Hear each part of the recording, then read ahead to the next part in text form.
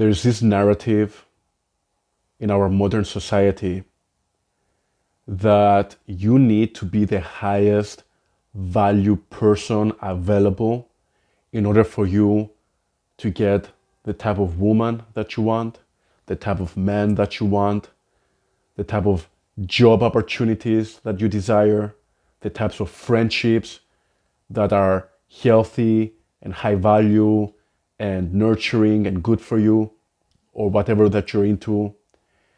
And this is a narrative that really incentivizes people to work on themselves, which is a good thing.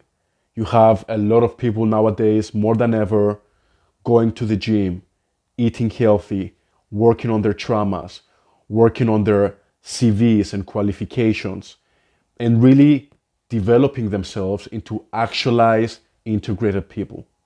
And that's a beautiful, beautiful, beautiful thing.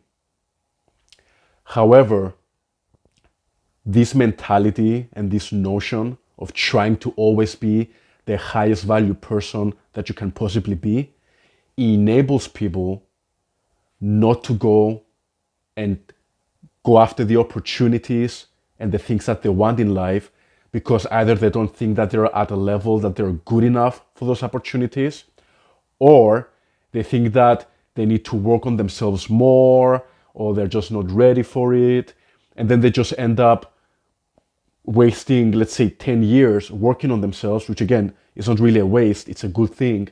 But it's a waste in the sense that in those 10 years that you spend working on yourself and abstaining from going after what you want, you could have been working on yourself and also chasing your dreams. Because even though I encourage everyone to develop discipline, to read books, to get educated, to work on their health, to work on their charisma, to be integrated and be self-actualized, that is not an excuse to abstain from going after what you want in life. You should never think to yourself, oh, I'm not good enough to approach that person. Not yet. In 5 years' time, when I have my six pack and I'm making this amount of money, then I can go after that person or that type of caliber of person. Or, yeah, that job opportunity sounds great. It's a very prestigious job position, but I'm not going to apply for it because I'm not at that level yet. I first have to finish my master's degree, and I have to get a couple of internships, and then I'll apply for that. Then I'm going to be ready for that. No, do it now. Apply for that job now. Approach that girl now. Approach that man now. Because a lot of times, just being an option is enough, is all that you need. Just being an option, not the highest value option, not even high value option, just an option, right? In fact, a lot of times being a high value option can work against you, right? I know a lot of women in my personal life that they don't want to date guys that are super attractive, like physically, and who have these lavish lifestyles, because those guys tend to be very cocky and very arrogant, and they tend to be very indifferent and dismissive towards women. And I know a lot of women in my life that don't find that attractive, and they just don't want to date a guy like that. In fact, even in the business world, a lot of companies are not going to hire you if you're overqualified. If you're overqualified, they'll think to themselves that, why is this guy or girl applying for us? They're obviously overqualified. They could get so many better job positions. There are so many opportunities out there for them. So most likely, if they're going to work for us, they're probably going to stay for a month or 2 months or even less than a year. And then they're going to just run off to some other company that pays them better and has better opportunities for them. And then we're going to left stranded trying to go through the interview process again. So we're not going to hire this person, and we're going to look for someone that's more on the exact level that we need, or even a little bit lower, so that they can grow with us in the company, get invested in the company, and stay much longer.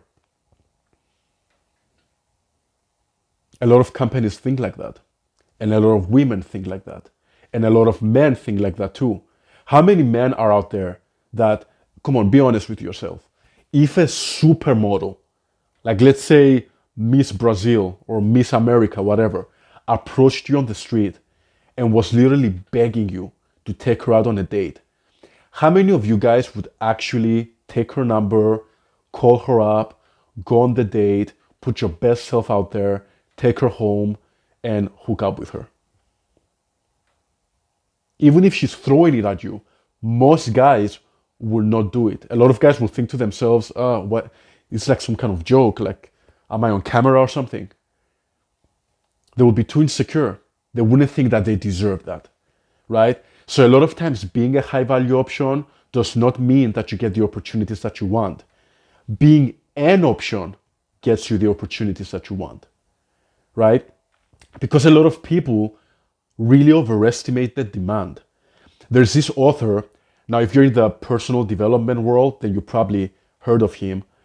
There's this author called Robert Greene. He's a guy, like, top selling author in the self-help world. He wrote books about discipline, about seduction, about mastery, the 48 laws of power. If you don't know who he is, I highly recommend his books. He's amazing when it comes to learning about personal development, working on yourself, working on your charisma, your social skills, and his books give you a lot of insight on how the world actually works. So highly recommend Robert Greene. And I remember I watched one of his interviews one time where the interviewer asked Robert Greene how many interviews he does in a month, because Robert Greene had told him that he always says yes to all the interview invitations that he gets. So the interviewer obviously was surprised by this, and he was like, "Well, so that means that you must be going on like 100 interviews every month." And Robert Greene was like, "Nah, actually I go on like a couple every 6 months. Because believe it or not, I don't get that many interview invitations. Because a lot of people feel that he's probably getting so many interview invitations that they just never send their own, right? They think that he's swarmed with invitations that they never end up inviting him to interviews, except like those few exceptions. Same with women. In fact, I know a lot of beautiful, beautiful, gorgeous women that never get approached by guys, believe it or not. Because a lot of guys look at them and they think to themselves, oh, this woman is so beautiful, she's so sexy. She's probably getting swarmed by guys. Her DMs are probably full, her Tinder is probably full. Why should I approach her? I don't have a shot. Never mind. I'm not gonna go for it. But guess what? That's what every guy is thinking. So that really beautiful girl that you think gets approached all the time, she actually never gets approached. Now, it's true that a lot of guys might be sliding into her DMs and she matches with a lot of guys on Tinder, but if you are able to approach a beautiful girl like that and meet her in person, you immediately stand out from all these other guys. Okay, you're ahead of the competition because you're the only guy that actually approaches her in person.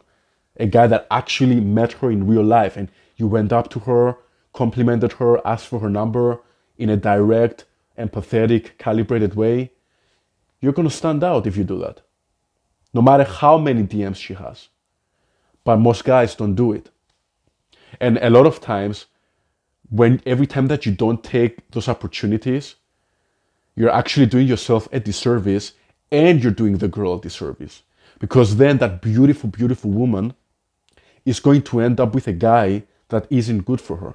Because the only guys that will approach her are the guys that have like this inflated sense of confidence, usually narcissistic, toxic guys that, they feel like they're entitled to beautiful women and they mistreat beautiful women. And she's going to end up going with him because he's the only option. He's the only guy that's confident enough to approach her. But he's not the best option. You could have been the better option because you would actually treat her well, but You struck out before the game even began. And you left her with all the narcissists and toxic guys that actually will make a move because they have like this inflated sense of entitlement, right? So, in fact, in my own personal life, I've seen it for myself, like being an option is better than being a high value option, honestly. I've seen it in my life. I remember there was a time where I was in a club with a couple of friends of mine and friends of friends. And we're dancing, we're having a good time. And I'm a good dancer, I love dancing, I was really in my own vibe. And there was this girl in our group that kept staring at me. She kept staring at me and she was staring me down, right? But in the moment, I felt kind of like I wasn't really sure if I wanted to make a move because I felt a little bit insecure that our friends were around us and I didn't want to like go for it and all my friends are looking at us. I just felt a little bit awkward going for it. So, I kept looking at her, she kept looking at me, but I never actually made a move. And out of everyone in the club, there was this just like average, like this short guy, some dude that was just there by himself, not really conventionally attractive in any way. But at some point, halfway through the night, I saw him talk to her. I saw him approach her. And I saw him talk to like a few girls in that venue. And then eventually he built himself up and reached up to my girl and he started talking to her, my girl, the girl that was staring at me. And by the end of the night, she ended up going home with him. He wasn't the best option.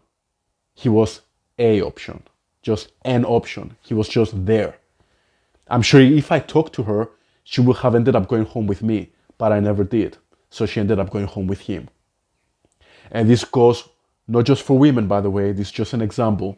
It goes for business opportunities, it goes for friendships, it goes for schools that you want to apply to, it goes for everything. Again, life is a numbers game. And if you put yourself out there enough, eventually you're going to shift the numbers in your favor. Okay, you're going to get some opportunities, some high value opportunities your way. You're going to date some beautiful women if you talk to enough women. You're going to get a prestigious job if you apply for enough jobs and if you go to enough interviews. Now, I'm not saying that you should not work on yourself because you should. Again, life is a numbers game, but you can optimize the numbers in your favor by becoming a high value option. But don't strike out until that happens. Don't be the person that says, okay, I'm not going to apply for this job opportunity or I'm not going to go talk to that girl because I'm not at that level yet. So first I'm going to go to the gym, I'm going to work on my qualifications, I'm going to go to school first, and then I'm going to apply for that job, and then I'm going to go talk to that girl. No, go to school, work on your financial situation, work on your CV, go to the gym, work on your charisma, work on your fashion, and go talk to that girl and apply for that job opportunity. You can do it at the same time. One does not need to come before the other.